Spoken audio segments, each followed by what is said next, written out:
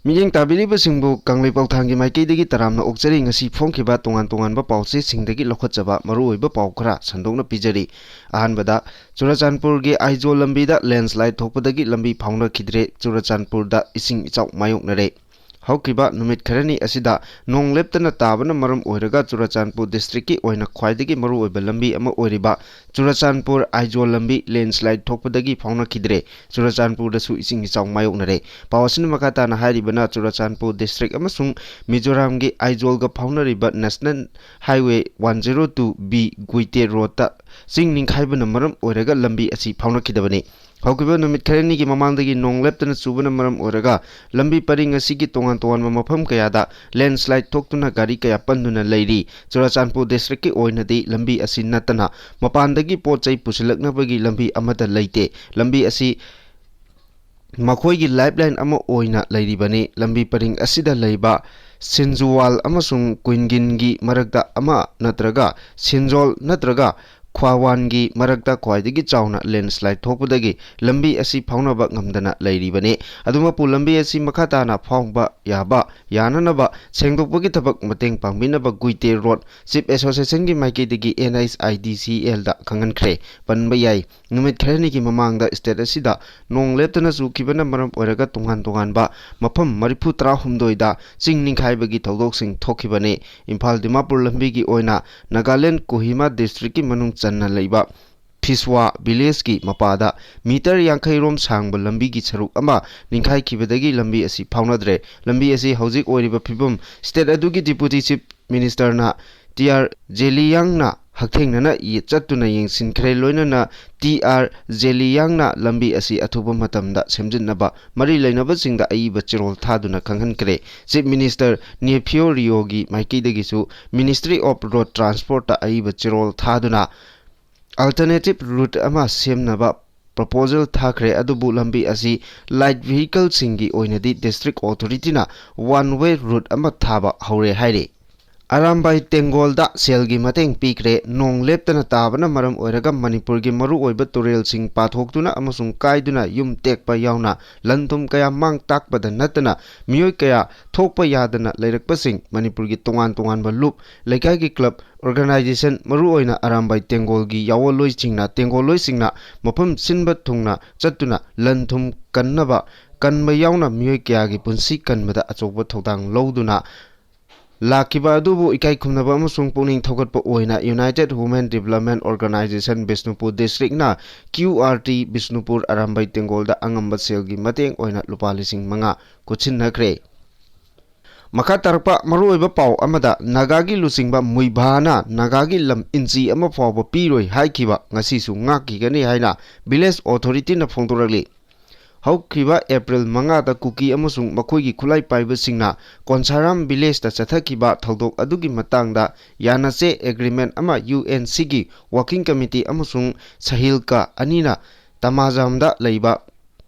UNC gi office ta haukiba June anida khuyek pikhi hariba asi khangde loinana Nagagi lusingba muibhana Nagagi lam inchi ama phawba piroi haikibadu ngasisu chapchana ngakani haina Konsakhul village authority na phongdorakli. Hiramasigi matangda ngasi Konsakhul gi village authority na press ta thadokpa chirol amana hai thokiba thodok adugi matangda haukiba June anida yana chirol ama khuyek pinakiba asigi matangda karigumba amata pau pirakpa leikide. Naga ama oina UNC da thajaba thamduna asengba achumba wafam phangnaba ngairibani loinana aikhoigi Naga lamsing amadi ijat ngakpigani khalibani warabasu wana khangduna lakiba thajaba adu manghaningde. Sahi asigi January 3 ke lungwi waramda minungsi leitana nupi angangda khut tharakiba adu ngasi phawba kawba ngamdana leiribani. Maduda natana kuki militant singna April 5 da Konsaram village da chathakiba ka henba thodok aduna wakhalda akiba phawba adu ngasi phawba koktri haire. Chirol asina makhatana hai Konsakhulgi lamgi matangda karigumba hiram amatada yasinnaba yaroi. Yelongaidagi loinaraklaba lamdam asigi Nagagi lusingba muibhana lam inchi ama phawba piroi haikiba ngasisu ngakigani loinana UNC gi working committee nasu Naga miyamgi yenglaga achumba amadi asengbagi tamak lepiyu. Hiram asigi matangda lusingba oiriba singna asengba thabak tawbiyu hainasu appeal tawrakli. ꯀꯣꯟꯁꯥꯈꯨꯜ ꯊꯧꯗꯣꯛꯀꯤ ꯃꯈꯥ ꯇꯥꯔꯛꯄ ꯄꯥꯎꯗ ꯆꯍꯤ ꯑꯁꯤꯒꯤ April 5ꯗ ꯀꯣꯟꯁꯥꯈꯨꯜ ꯀꯣꯟꯁꯥꯔꯥꯝꯒꯤ village chief ꯌꯥꯎꯅ ꯑꯇꯩ ꯈꯨꯟꯖꯥ ꯈꯔ ꯐꯨꯔꯝꯈꯤꯕ ꯊꯧꯗꯣꯛꯀꯤ ꯃꯇꯥꯡꯗ ꯌꯨꯅꯥꯏꯇꯦꯗ ꯅꯥꯒꯥ ꯀꯥꯎꯟꯁꯤꯜ UNCꯒꯤ ꯋꯥꯔꯀꯤꯡ ꯀꯃꯤꯇꯤ ꯑꯃꯁꯨꯡ ꯁꯥꯗꯔ ꯍꯤꯜꯁ ꯆꯤꯞ ꯑꯦꯁꯣꯁꯤꯌꯦꯁꯟ ꯁꯥꯍꯤꯜꯀꯥ ꯑꯅꯤꯒꯤ ꯃꯔꯛꯇ ꯊꯥ ꯑꯁꯤꯒꯤ 2ꯗ UNCꯒꯤ ꯑꯣꯐꯤꯁꯇ ꯑꯦꯒ꯭ꯔꯤꯃꯦꯟꯠ ꯌꯥꯅꯆꯦꯔꯣꯜ ꯑꯃ ꯁꯥꯏꯟ ꯇꯧꯅꯈꯤ ꯍꯥꯏꯕꯒꯤ ꯍꯥꯏꯔꯤꯕ ꯑꯁꯤ ꯃꯥꯡꯖꯧꯅꯅ ꯋꯥꯐꯝ ꯑꯁꯤꯒꯤ ꯃꯇꯥꯡꯗ ꯀꯣꯟꯁꯥꯈꯨꯜ ꯍꯥꯏꯕꯗꯤ ꯀꯣꯟꯁꯥꯔꯥꯝ ꯚꯤꯂꯦꯖ ꯑꯣꯊꯣꯔꯤꯇꯤꯁꯤꯡꯗ ꯈꯪꯍꯜꯂꯝꯈꯤꯕ ꯂꯩꯇꯦ ꯍꯥꯏꯔꯤ ꯀꯣꯟꯁꯥꯈꯨꯜ ꯚꯤꯂꯦꯖ ꯑꯣꯊꯣꯔꯤꯇꯤꯅ ꯊꯥꯗꯣꯔꯛꯄ ꯆꯦꯔꯣꯜ ꯑꯃꯗ ꯂꯥꯏꯕꯛ ꯊꯤꯕ ꯊꯧꯗꯣꯛ ꯑꯗꯨꯒꯤ ꯃꯇꯥꯡꯗ ꯌꯥꯅꯕ ꯑꯃ ꯄꯨꯔꯛꯈ꯭ꯔꯦ ꯍꯥꯏꯔꯤꯕ ꯑꯁꯤꯒꯤ ꯃꯇꯥꯡꯗ ꯚꯤꯂꯦꯖ ꯑꯣꯊꯣꯔꯤꯇꯤꯗ ꯍꯥꯟꯅ ꯇꯥꯟꯅꯔꯝꯕ ꯑꯃꯗꯤ ꯄꯥꯎ ꯄꯤꯔꯝꯕ ꯑꯃꯠꯇ ꯂꯩꯇ꯭ꯔꯤ ꯑꯗꯨꯃꯛꯄꯨ ꯅꯥꯒꯥꯁꯤꯡꯅ ꯃꯇꯝ ꯄꯨꯝꯕꯗ UNCꯗ ꯊꯥꯖꯕ ꯊꯝꯂꯤ ꯑꯃꯗꯤ ꯂꯨꯞ ꯑꯁꯤꯅ ꯅꯥꯒꯥꯒꯤ ꯍꯣꯝꯂꯦꯟꯗ ꯑꯃꯗꯤ ꯗꯤꯒꯅꯤꯇꯤꯕꯨ ꯄ꯭ꯔꯣꯇꯦꯛꯁꯟ ꯄꯤꯒꯅꯤ ꯍꯥꯏꯕꯒꯤ ꯊꯥꯖꯕ ꯂꯩ ꯍꯥꯏꯅꯁꯨ ꯐꯣꯡꯗꯣꯛꯂꯤ ꯆꯍꯤ ꯑꯁꯤꯒꯤ ꯖꯅꯋꯥꯔꯤ 8ꯇ ꯀꯣꯟꯁꯥꯈꯨꯜꯒꯤ ꯀꯦ ꯂꯨꯡꯔꯤ ꯔꯥꯝ ꯀꯧꯕꯤ ꯅꯨꯄꯤ ꯑꯃ ꯇꯝꯊꯤꯅ ꯐꯨꯔꯝꯈꯤꯕ ꯊꯧꯗꯣꯛ ꯑꯗꯨꯁꯨ ꯑꯩꯈꯣꯏꯒꯤ ꯊꯃꯣꯏꯗ ꯃꯌꯦꯛ ꯁꯦꯡꯅ ꯃꯃꯤ ꯇꯥꯗꯨꯅ ꯂꯩꯔꯤ ꯃꯔꯛ ꯑꯁꯤꯗ ꯑꯦꯄ꯭ꯔꯤꯜ 5ꯗ ꯀꯨꯀꯤ ꯃꯤꯂꯤꯇꯦꯟꯠ ꯑꯃꯗꯤ ꯃꯈꯣꯏꯒꯤ ꯈꯨꯠꯂꯥꯏ ꯄꯥꯏꯕ ꯚꯣꯂꯨꯟꯇꯤꯌꯔ ꯈꯔꯅ ꯀꯣꯟꯁꯥꯈꯨꯜꯒꯤ ꯚꯤꯂꯦꯖ ꯆꯤꯞ ꯌꯥꯎꯅ ꯈꯨꯟꯖꯥ ꯈꯔ ꯇꯝꯊꯤꯅ ꯐꯨꯔꯝꯕ ꯊꯧꯗꯣꯛ ꯑꯁꯤꯅ ꯍꯦꯟꯅ ꯊꯃꯣꯏꯗ ꯆꯩꯅꯥ ꯄꯤꯔꯤ ꯊꯧꯗꯣꯛꯁꯤꯡ ꯑꯁꯤꯒꯤ ꯃꯔꯨꯑꯣꯏꯕ ꯃꯔꯝꯁꯤꯡꯗꯤ ꯃꯔꯨꯑꯣꯏꯅ ꯂꯝꯒꯤ ꯃꯄꯨꯒꯤ ꯋꯥꯐꯝꯗꯒꯤꯅꯤ ꯃꯔꯝ ꯑꯁꯤꯅ ꯂꯝꯒꯤ ꯑꯁꯦꯡꯕ ꯃꯄꯨ ꯑꯃ ꯑꯣꯏꯅ ꯑꯩꯈꯣꯏꯒꯤ ꯑꯣꯏꯕ ꯐꯤꯔꯦꯞ ꯑꯗꯨꯃꯛ ꯑꯍꯣꯡꯕ ꯂꯩꯔꯣꯏ ꯍꯥꯏꯔꯤ ꯆꯦꯔꯣꯜꯁꯤꯅ ꯃꯈꯥ ꯇꯥꯔꯗꯨꯅ ꯑꯩꯈꯣꯏꯒꯤ ꯑꯊꯣꯏꯕ ꯂꯨꯆꯤꯡꯕ ꯑꯃ ꯑꯣꯏꯔꯝꯕ ꯑꯇꯣ ꯀꯤꯂꯣꯟꯁꯀꯔ ꯊꯣꯏꯉꯥꯂꯦꯟ ꯃꯨꯏꯚꯥꯅ ꯅꯥꯒꯥꯒꯤ ꯂꯝ ꯏꯟꯆꯤ ꯑꯃ ꯐꯥꯎꯕ ꯀꯔꯤꯒꯨꯝꯕ ꯍꯤꯔꯝ ꯑꯃꯠꯇꯗ ꯌꯥꯁꯤꯟꯅꯕ ꯇꯧꯔꯣꯏ ꯍꯥꯏꯕ ꯋꯥꯐꯝ ꯃꯌꯦꯛ ꯁꯦꯡꯅ ꯊꯝꯈꯤ ꯃꯁꯤꯃꯛ ꯅꯥꯒꯥꯒꯤ ꯃꯤꯌꯥꯝꯅ ꯇꯧꯐꯝ ꯊꯣꯛꯄ ꯑꯃꯗꯤ ꯏꯄꯥ ꯏꯄꯨꯒꯤ ꯊꯝꯕꯤꯔꯝꯕ ꯂꯝ ꯉꯥꯛꯄ ꯁꯦꯟꯕ ꯍꯥꯏꯕ ꯑꯃꯠꯇ ꯂꯦꯞꯃꯤꯟꯅꯕ ꯄꯥꯎꯖꯦꯜ ꯑꯃꯅꯤ ꯃꯔꯝ ꯑꯁꯤꯅ ꯅꯥꯒꯥꯒꯤ ꯃꯤꯑꯣꯏꯁꯤꯡꯅ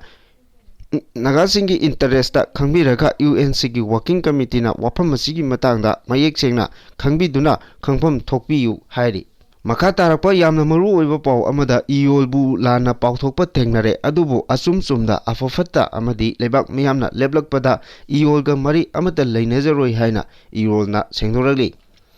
ꯍꯧꯈꯤꯕ ꯆꯍꯤ 2024ꯒꯤ ꯑꯉꯟꯕ ꯁꯔꯨꯛꯇꯒꯤ ꯁꯣꯠꯊꯔꯕ ꯈꯨꯟꯅꯥꯏ ꯑꯁꯤꯒꯤ ꯁꯦꯟꯃꯤꯠꯂꯣꯟ ꯑꯃꯗꯤ ꯃꯍꯩꯔꯣꯜꯗꯒꯤ ꯆꯠꯅꯔꯛꯄ ꯆꯠꯅ ꯂꯣꯟꯆꯠꯁꯤꯡꯒꯤ ꯃꯇꯥꯡꯗ ꯀꯔꯝꯅ ꯆꯥꯎꯈꯠꯍꯟꯒꯗꯒꯦ ꯑꯃꯁꯨꯡ ꯉꯥꯛ ꯁꯦꯟꯗꯨꯅ ꯊꯝꯒꯗꯒꯦ ꯍꯥꯏꯅ ꯂꯝꯗꯝ ꯑꯁꯤꯒꯤ CSOꯁꯤꯡꯅ ꯀꯨꯞꯅ ꯈꯟꯅꯗꯨꯅ ꯂꯥꯛꯂꯤ ꯍꯥꯏꯅ ꯏꯅꯥꯠ ꯌꯣꯛꯈꯠꯄ ꯂꯨꯞꯇꯤꯟ ꯃꯅꯤꯄꯨꯔ ꯏꯌꯣꯜꯒꯤ ꯄꯕ꯭ꯂꯤꯁꯤꯇꯤ ꯁꯦꯀ꯭ꯔꯦꯇꯔꯤꯒꯤ ꯊꯧꯄꯨꯔꯤꯕ W ꯂꯨꯋꯥꯡꯂꯩꯃꯅ ꯄ꯭ꯔꯦꯁꯇ ꯊꯥꯗꯣꯔꯛꯄ ꯆꯦꯔꯣꯜꯅ ꯈꯪꯍꯜꯂꯛꯂꯤ ꯆꯦꯔꯣꯜ ꯑꯁꯤꯅ ꯍꯥꯏ ꯂꯝꯗꯝ ꯑꯁꯤꯒꯤ ꯃꯤꯌꯥꯝꯅ ꯄꯣꯛꯄꯗꯒꯤ ꯁꯤꯕ ꯐꯥꯎꯕꯒꯤ ꯊꯕꯛ ꯊꯧꯔꯝꯁꯤꯡꯗ ꯀꯥ ꯍꯦꯟꯕ ꯃꯆꯠ ꯀꯌꯥ ꯑꯃ ꯍꯥꯞꯆꯤꯜꯂꯛꯂꯤꯕ ꯑꯃꯗꯤ ꯃꯁꯤꯅ ꯈꯨꯟꯅꯥꯏꯒꯤ ꯁꯦꯟꯃꯤꯠꯂꯣꯟꯗ ꯄꯤꯔꯛꯂꯤꯕ ꯆꯩꯊꯦꯡ ꯑꯁꯤꯒꯤ ꯃꯇꯥꯡꯗ ꯍꯧꯖꯤꯛ ꯊꯦꯡꯈꯥꯡ ꯀꯌꯥꯔꯛꯇ ꯏꯌꯣꯜꯅ ꯑꯈꯪ ꯑꯍꯩ ꯑꯍꯜ ꯂꯃꯟ ꯑꯃꯗꯤ ꯃꯤꯌꯥꯝꯒ ꯂꯣꯏꯅꯅ ꯈꯟꯅ ꯅꯩꯅꯗꯨꯅ ꯂꯥꯛꯂꯤ ꯍꯥꯏꯔꯤꯕ ꯊꯕꯛ ꯊꯧꯔꯝꯁꯤꯡ ꯑꯁꯤꯒꯤ ꯃꯅꯨꯡ ꯆꯟꯅ ꯍꯧꯈꯤꯕ ꯆꯍꯤ 2024ꯒꯤ ꯖꯨꯟ 12ꯗꯒꯤ 12ꯗ ꯃꯅꯤꯄꯨꯔ ꯌꯨꯅꯤꯚꯔꯁꯤꯇꯤꯒꯤ Manipur institute of management studies ꯍꯣꯜꯗ ꯅꯨꯃꯤꯠ ꯅꯤꯅꯤꯒꯤ ꯑꯣꯏꯕ ꯀꯜꯆꯔꯦꯜ ꯋꯥꯔꯛꯁꯣꯞ ꯑꯃ ꯄꯥꯡꯊꯣꯛꯈꯤ ꯃꯤꯐꯝ ꯑꯁꯤꯒꯤ ꯃꯈꯥ ꯇꯥꯔꯛꯄꯗ ꯃꯤꯌꯥꯝꯅ ꯍꯨꯞꯅ ꯈꯟꯅ ꯅꯩꯅꯕꯒꯤꯗꯃꯛꯇ 2024ꯒꯤ ꯑꯥꯒꯁꯠ 10ꯗ ꯁꯤꯇꯤ ꯀꯟꯚꯦꯟꯁꯟ ꯁꯦꯟꯇꯔꯗ ꯃꯤꯌꯥꯝꯒꯤ ꯃꯤꯐꯝ ꯄꯥꯡꯊꯣꯛꯈꯤ ꯍꯥꯏꯔꯤ ꯆꯦꯔꯣꯜ ꯑꯁꯤꯅ ꯃꯈꯥ ꯇꯥꯅ ꯍꯥꯏꯔꯤꯕꯅ ꯅꯨꯃꯤꯠ ꯑꯁꯤꯗ ꯈꯟꯅ ꯅꯩꯅꯕꯒꯤ ꯍꯤꯔꯝꯗꯤ ꯄꯣꯛꯄꯗꯒꯤ ꯁꯤꯕ ꯐꯥꯎꯕꯒꯤ ꯊꯧꯔꯝꯁꯤꯡꯗ ꯍꯣꯡꯂꯛꯂꯤꯕ ꯃꯆꯠ ꯑꯃꯗꯤ ꯃꯁꯤꯅ ꯈꯨꯟꯅꯥꯏꯒꯤ ꯁꯦꯟꯃꯤꯠꯂꯣꯟꯗ ꯄꯤꯔꯤꯕ ꯆꯩꯊꯦꯡ ꯍꯥꯏꯕ ꯑꯁꯤꯅꯤ ꯅꯨꯃꯤꯠ ꯑꯁꯤꯗ ꯂꯝꯗꯝ ꯑꯁꯤꯒꯤ ꯑꯈꯪ ꯑꯍꯩ ꯑꯍꯜ ꯂꯃꯟ ꯀꯌꯥꯅ ꯑꯏꯕ ꯆꯦꯔꯣꯜ ꯑꯃꯁꯨꯡ ꯋꯥꯐꯝ ꯀꯌꯥ ꯃꯤꯌꯥꯝꯗ ꯊꯝꯕꯤꯗꯨꯅ ꯈꯨꯟꯅꯥꯏ ꯑꯁꯤꯒꯤ ꯏꯅꯥꯛ ꯈꯨꯜꯂꯕ ꯅꯥꯠ ꯆꯠꯅꯕꯤ ꯑꯃꯁꯨꯡ ꯁꯣꯠꯊꯔꯕ ꯁꯦꯟꯃꯤꯠꯂꯣꯟ ꯑꯁꯤ ꯀꯔꯝꯅ ꯀꯟꯈꯠꯀꯗꯒꯦ ꯍꯥꯏꯅ ꯀꯨꯞꯅ ꯈꯟꯅ ꯅꯩꯅꯈꯤ ꯑꯁꯨꯝꯅ ꯀꯨꯞꯅ ꯈꯟꯅ ꯅꯩꯅꯔꯕ ꯃꯇꯨꯡꯗ ꯋꯥꯔꯦꯞ 13ꯁꯨ ꯂꯧꯈꯤ ꯋꯥꯔꯦꯞꯁꯤꯡ ꯑꯁꯤꯕꯨ ꯊꯕꯛꯇ ꯑꯣꯟꯊꯣꯛꯅꯕꯒꯤꯗꯃꯛꯇ ꯏꯅꯥꯠ ꯌꯣꯛꯈꯠꯄ ꯂꯨꯞꯇꯤꯟ ꯃꯅꯤꯄꯨꯔ ꯏꯌꯣꯜ ꯁꯦꯝꯕꯤꯗꯨꯅ ꯃꯤꯌꯥꯝꯅ ꯁꯤꯟꯅꯔꯝꯃꯤ ꯃꯤꯌꯥꯝꯅ ꯁꯤꯟꯅꯔꯝꯂꯕ ꯊꯕꯛ ꯊꯧꯔꯝ ꯑꯁꯤ ꯏꯔꯣꯜꯅ ꯄ꯭ꯔꯦꯁ ꯕ꯭ꯔꯤꯐꯤꯡ ꯄ꯭ꯔꯦꯁ ꯃꯤꯠ ꯑꯃꯗꯤ ꯃꯥꯁ ꯄꯕ꯭ꯂꯤꯛ ꯑꯦꯋꯥꯔꯅꯦꯁ ꯀꯦꯝꯄꯦꯟ ꯂꯩꯀꯥꯏ ꯂꯩꯀꯥꯏꯗ ꯈꯨꯡꯒꯪ ꯀꯌꯥꯗ ꯉꯁꯤ ꯐꯥꯎꯕ ꯆꯠꯊꯗꯨꯅ ꯂꯥꯛꯂꯤ ꯂꯣꯏꯅꯅ ꯃꯤꯌꯥꯝꯅ ꯂꯧꯈꯤꯕ ꯋꯥꯔꯦꯞꯁꯤꯡꯒꯤ ꯃꯅꯨꯡꯗ ꯏꯅꯥꯠꯀ ꯆꯠꯅ ꯆꯨꯅꯗꯕ ꯊꯕꯛ ꯊꯧꯔꯝ ꯑꯃꯠꯇ ꯄꯣꯛꯄꯗꯒꯤ ꯁꯤꯕ ꯐꯥꯎꯕꯒꯤ ꯊꯧꯔꯝꯗ ꯇꯣꯠꯁꯤꯟ ꯌꯥꯟꯁꯤꯟꯗꯅꯕ ꯃꯤꯌꯥꯝꯗ ꯑꯄꯤꯜ ꯇꯧꯗꯨꯅ ꯂꯥꯛꯂꯤ ꯍꯥꯏꯔꯤ ꯑꯗꯨꯕꯨ ꯂꯥꯏꯕꯛ ꯊꯤꯕꯗꯤ ꯍꯧꯈꯤꯕ ꯃꯦ 18ꯗ ꯃꯅꯤꯄꯨꯔꯒꯤ ꯐꯤꯂꯝ ꯑꯦꯛꯇꯔ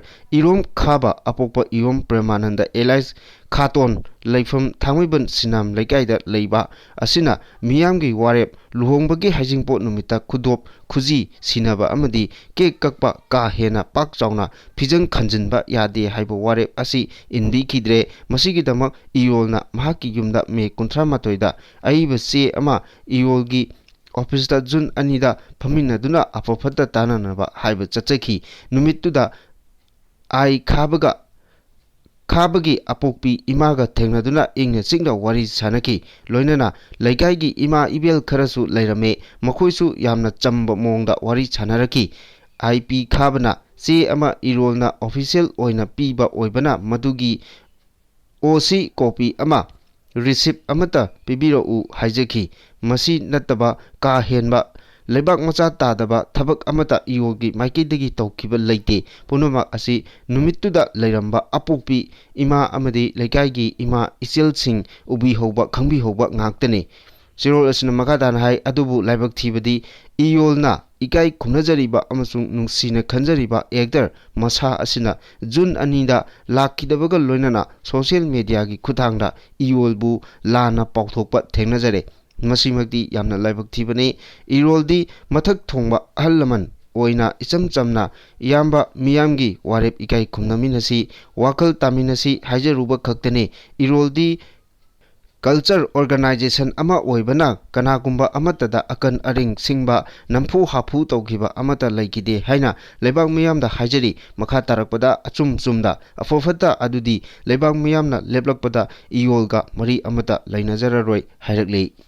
ꯃꯈꯥ ꯇꯥꯔꯛꯄ ꯄꯥꯎꯗ ꯏꯟꯗꯤꯌꯥꯗ ꯀꯣꯚꯤꯗꯅ ꯅꯥꯕ ꯃꯤꯑꯣꯏ 4,302 ꯌꯧꯔꯦ꯫ ꯃꯤꯖꯣꯔꯥꯝ ꯑꯃꯁꯨꯡ ꯑꯁꯥꯝ ꯌꯥꯎꯅ ꯑꯋꯥꯡ ꯅꯣꯡꯄꯣꯛꯇ ꯑꯅꯧꯕ ꯀꯦꯁ 12 ꯊꯦꯡꯅꯈ꯭ꯔꯦ꯫ ꯍꯧꯈꯤꯕ ꯆꯍꯤ ꯑꯅꯤꯔꯣꯝ ꯑꯁꯤꯗ ꯅꯦꯝꯊꯔꯨꯔꯕ ꯀꯣꯚꯤꯗ ꯂꯥꯏꯆꯠ ꯅꯧꯍꯧꯅꯅ ꯂꯩꯕꯥꯛ ꯑꯁꯤꯗ ꯑꯃꯨꯛ ꯁꯟꯗꯣꯔꯛꯄꯒ ꯂꯣꯏꯅꯅ ꯍꯧꯖꯤꯛ ꯐꯥꯎꯕꯗ ꯂꯩꯕꯥꯛ ꯑꯁꯤꯗ ꯀꯣꯚꯤꯗ-19ꯒꯤ ꯑꯦꯛꯇꯤꯚ ꯀꯦꯁ 4,302 ꯂꯩꯕꯒ ꯂꯣꯏꯅꯅ ꯃꯤꯑꯣꯏ 94 ꯀꯣꯚꯤꯗ ꯂꯥꯏꯆꯠꯅ ꯃꯔꯝ ꯑꯣꯏꯔꯒ ꯁꯤꯈ꯭ꯔꯦ꯫ ꯆꯩꯔꯛ ꯑꯁꯤꯗ ꯑꯋꯥꯡ ꯅꯣꯡꯄꯣꯛꯀꯤ ꯑꯣꯏꯅꯁꯨ ꯍꯧꯈꯤꯕ ꯄꯨꯡ 24 ꯑꯁꯤꯗ ꯀꯣꯚꯤꯗ-19ꯒꯤ ꯑꯅꯧꯕ ꯑꯦꯛꯇꯤꯚ ꯀꯦꯁ 12 ꯊꯦꯡꯅꯈ꯭ꯔꯦ ꯍꯥꯏꯔꯤ ministry of health and welfare. Ministry of health and family ꯋꯦꯜꯐꯤꯌꯔꯒꯤ ꯄꯥꯎ ꯑꯃꯅ ꯍꯥꯏ ꯍꯧꯈꯤꯕ ꯄꯨꯡ 24 ꯑꯁꯤꯗ ꯂꯩꯕꯥꯛ ꯑꯁꯤꯗ ꯀꯣꯚꯤꯗ-19ꯒꯤ ꯑꯅꯧꯕ ꯀꯦꯁ 263 ꯊꯦꯡꯅꯈꯤꯕꯒ ꯂꯣꯏꯅꯅ ꯃꯁꯤꯒꯤ ꯃꯅꯨꯡꯗ ꯑꯋꯥꯡ ꯅꯣꯡꯄꯣꯛꯇ ꯑꯅꯧꯕ ꯀꯣꯚꯤꯗ ꯀꯦꯁ 12 ꯊꯦꯡꯅꯈꯤ꯫ ꯃꯤꯑꯣꯏ 12 ꯑꯁꯤꯒꯤ ꯃꯅꯨꯡꯗ ꯑꯁꯥꯝꯗꯒꯤ ꯃꯤꯑꯣꯏ 3 ꯑꯃꯗꯤ ꯃꯤꯑꯣꯏ 2 ꯌꯥꯎꯔꯤ꯫ ꯂꯩꯕꯥꯛ ꯑꯁꯤꯒꯤ ꯑꯣꯏꯅ ꯂꯩꯔꯤꯕ ꯑꯦꯛꯇꯤꯚ ꯀꯦꯁ ꯃꯁꯤꯡ ꯑꯁꯤ 4,302ꯒꯤ ꯃꯅꯨꯡꯗ ꯀꯦꯔꯦꯂꯥꯅ ꯑꯦꯛꯇꯤꯚ ꯀꯦꯁ 1,392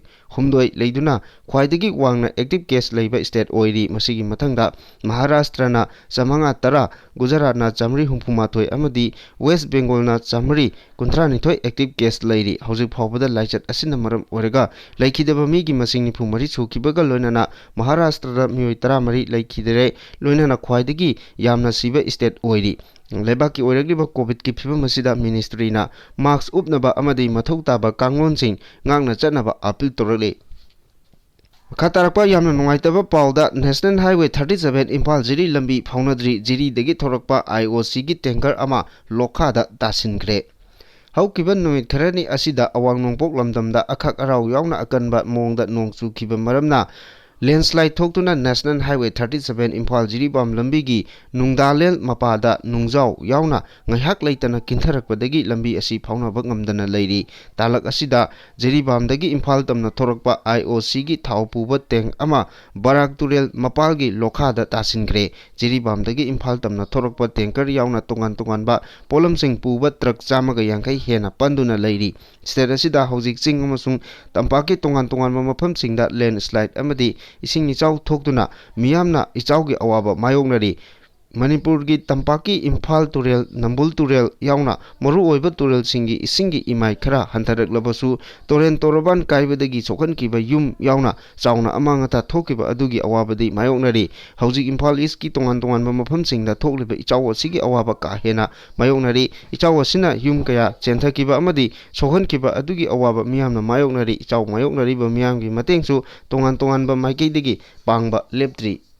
खुराई केंद्र की ओइना इचाउना अमांगता थोहनख्रबा युमसिंग नौना सारगनी हाइना एल सुसिंद्रोना फोंदोखरे खुराई केंद्र की एमएलए सुसिंद्रोना लुचिंगदुना केंद्र असिगी इचाउना सोहलबा युम लिसिंग तरा रोमदा रिलीफ मटेरियल सिंग यंथोखरे केंद्र असिगी मनुंगदा लैबा इचाउना मरम ओरगा काहेना सोहलबा युमसिंग महाकी माइकेदगी येंगसिंदुना युम अममम सागनी हाइना खुराई केंद्र की एमएलए लैसांगथेम सुसिंद्रोना थाजबा पीखरे वाफम असी खुराई केंद्र की एमएलए एल सुसिंद्रोना केंद्र असिदा इसिंग इचाउना सोहलबा सिंगदा रिलीफ मटेरियल सिंग येनबा चत्रिंगै महाकी युमदा पांथोकबा पाउगी मिफमदा महांगना फोंदोखिबनी एमएलए ना मखा तारदुना हाई मणिपुरदा अइंग असागी खल कायरकपा अमदी इसिंग इचाउ मसी ममांगै मतमदगी टॉप टॉपा तोंगानबा खुचाउनी हाइबसी मियाम पुमदमंगना खंगनरगा लैरबनी मसी मरु ओइना उवा यानथतपा इरम नाला इथै लोखोंग फजना थमदबा युम दुकान चिंबा साजिनबा कया असिदगी थोकलकपनी हाइबसी खंगलबनी हौजिक थेंगनरिबा चैतेंग असिसु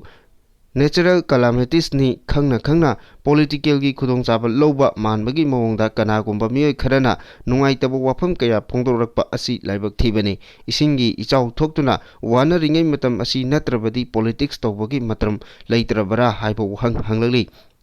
कन्ना इसिंग इचाउ थोरक्तुना पोचै होंदोंगनबा काइरिबा तुरेल मपा असि Memba होनबगी महुता ngaiduna leiraga pangangda ngangbagi thabak tawbiganu miyoiba khudingmak heiraga polakpa nate lebak thonduna kanna honaringai cherakta politics sanabagi thabak tokbiyu politics tawgadaba matam tawroidaba matam khanglaga social